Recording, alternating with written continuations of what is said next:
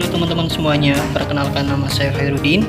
Video ini dibuat untuk memenuhi tugas fikih muamalah yang diampu oleh Bapak Muhammad Zidni Nafi Hasbi SEME. Baik, kita masuk ke dalam pokok pembahasan. Al-luqatah, barang temuan, adalah suatu barang yang hilang dari pemiliknya lalu ditemukan dan diambil orang lain. Hilangnya sebuah barang dari pemiliknya tidak mengakibatkan kepemilikannya terhadap barang tersebut juga hilang. Masyarakat bertanggung jawab untuk merawat, menyimpan, dan menyampaikan barang tersebut kepada pemiliknya semampu mereka. Lanjut, kita menuju ke definisi. Nah, luqatah secara etimologi berarti barang temuan. Kata barang bersifat umum, jadi tidak dikhususkan kepada barang tertentu saja ya teman-teman. Lalu luqatah juga berarti sesuatu yang diperoleh setelah diusahakan atau sesuatu yang dipungut. Dan secara terminologi fikih terdapat beberapa definisi luqatah yang dijelaskan oleh beberapa ulama. Di antaranya ialah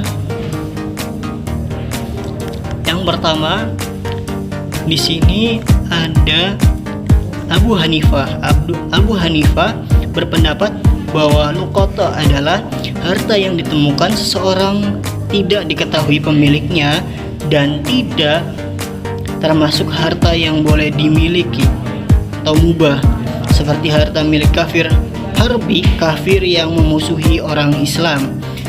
Nah, lanjut yang kedua, pengertian dari Ibnu Rusdi.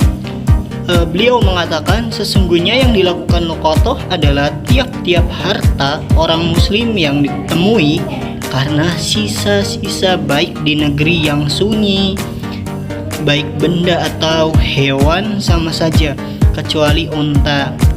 Sedangkan menurut ulama Ibnu Qudaimah, beliau mengatakan luqatah adalah barang temuan tiap harta yang terpelihara oleh seseorang pada suatu tempat karena hilang dan tidak tahu pemiliknya.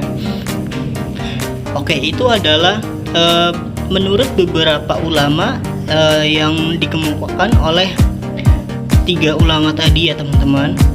Nah, di sini tadi ada rukun.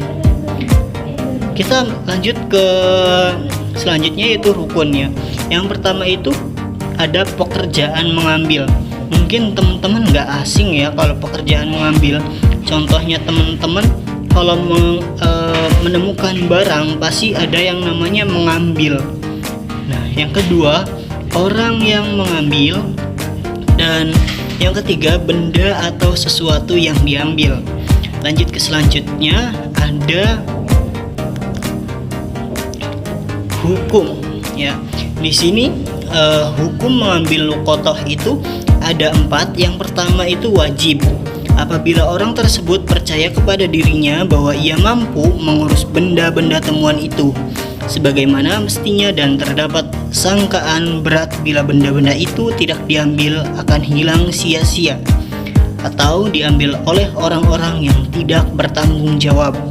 Sedangkan kalau hukumnya sunnah, apabila penemu percaya pada dirinya bahwa ia akan mampu memelihara benda-benda temuan itu dengan sebagaimana mestinya, tetapi bila tidak diambil pun barang-barang tersebut tidak dikhawatirkan akan hilang sia-sia atau tidak akan diambil oleh orang-orang yang tidak dipercaya atau tidak bertanggung jawab. Dan yang setelah sunnah itu ada makruh ya teman. Di sini makruh ketika ragu-ragu apakah dia akan mampu memelihara benda-benda tersebut atau tidak. Dan bila tidak diambil, benda tersebut tidak dikhawatirkan akan terbengkalai, maka bagi orang tersebut makruh untuk mengambil benda-benda tersebut. Selanjutnya ada hukumnya haram ya. Mengetahui bahwa dirinya sering terkena penyakit tamak dan yakin betul bahwa dirinya tidak akan mampu memelihara harta tersebut sebagaimana mestinya, maka dia haram untuk mengambil benda-benda tersebut. Lanjut teman-temanku. Lanjut kita memasuki dalam macam-macam luqatah. Yang pertama yaitu ada benda tahan lama. Yang dimaksudkan yaitu seperti emas, perak, dan sebagainya. Yang kedua ada benda tidak tahan lama. Di sini itu contohnya seperti roti, nasi yang mudah akan jamuran ataupun basi. Yang ketiga ada benda yang memerlukan pembelanjaan seperti hewan ternak yang tersasar atau tersesat yang disebut dengan abdollah. Dan yang keempat itu ada benda yang membutuhkan perawatan seperti padi yang harus dijemur dan juga kulit yang harus disamak. Lanjut, di sini ada pembagian barang temuan dilihat dari daya tahannya. Yang pertama, barang temuan bersifat tetap atau tahan lama. Yang kedua, barang temuan bersifat tidak tetap atau tidak tahan lama. Dan yang ketiga, ada barang temuan kategori hewan atau binatang ternak. Pembagian barang temuan sesuai dengan perspektif hukum Islam. Yang pertama ada benda yang nilainya tetap, yang kedua ada benda yang nilainya tidak tetap, dan yang ketiga ada nilainya tetap apabila dipelihara seperti hewan dan sebagainya. Dan yang terakhir ada benda yang memerlukan nafkah. Nah, di sini ada pembagian barang temuan dari jenisnya. Yang pertama adalah benda budaya, benda hasil karya manusia seperti lukisan atau patung ataupun apa dan sebagainya. Benda cagar budaya, benda cagar budaya dibuat manusia dan dilindungi seperti objek wisata dan sebagainya. Yang ketiga ada berharga yang tidak diketahui pemiliknya, mungkin seperti emas ataupun perak yang bisa dijual. Lanjut ke pembagian barang temuan dibagi menjadi beberapa jenis. Yang pertama itu ada barang yang tidak terlalu menarik minat manusia seperti kayu ataupun daun. Dan yang kedua ada barang yang tercecer yang tidak boleh dipungut seperti tadi yang sudah saya katakan yaitu daun. Yang ketiga ada barang temuan tersebut demi kepentingan pemiliknya, bukan untuk kepentingan penemu. Lanjut dari segi tahap tetap atau tidak benda dalam hukum Islam. Yang pertama ada benda tak bergerak yang disebut dengan al-qasar. Yang kedua ada benda bergerak yang disebut al-mangkul. Pembagian barang temuan dari segi keberadaannya benda. Yang pertama ada keberadaan satunya berdasarkan keberadaan. Yang kedua ada keberadaan pemakaiannya. Dan kita lanjut ke pembagian dari segi penilaian syarah. Ada harta mutakawin. Harta ini adalah harta yang telah memiliki dan dibenarkan oleh syarah dan dapat diambil manfaatnya bukan dalam keadaan dibutuhkan atau darurat. Yang kedua ada harta ghair mutakawir.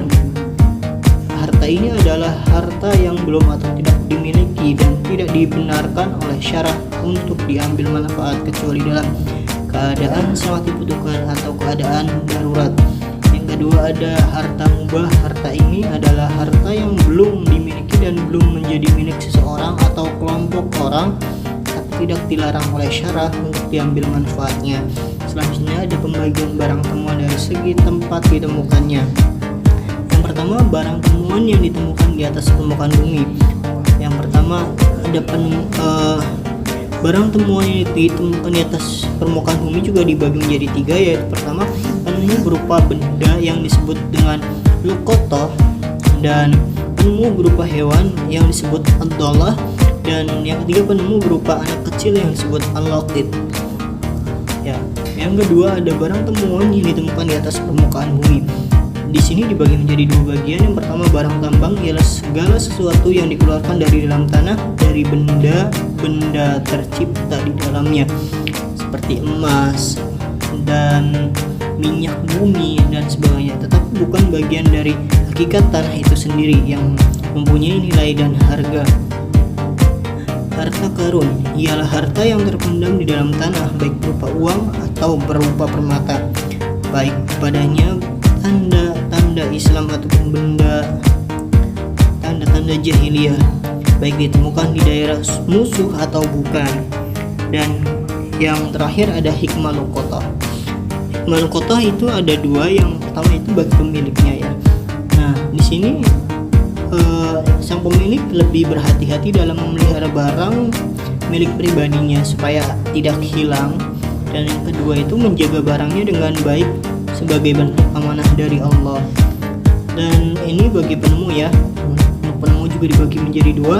Yang pertama mendapatkan pahala yang besar karena menjaga barang milik muslim lainnya merupakan kewajiban bagi sesama umat muslim.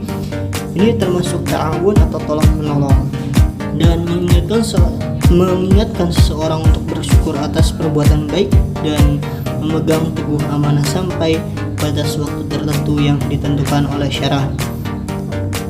Baik, terima kasih teman-teman semua atas perhatiannya. Kurang lebihnya mohon maaf. Wabillahi taufiq wal hidayah. Wassalamualaikum.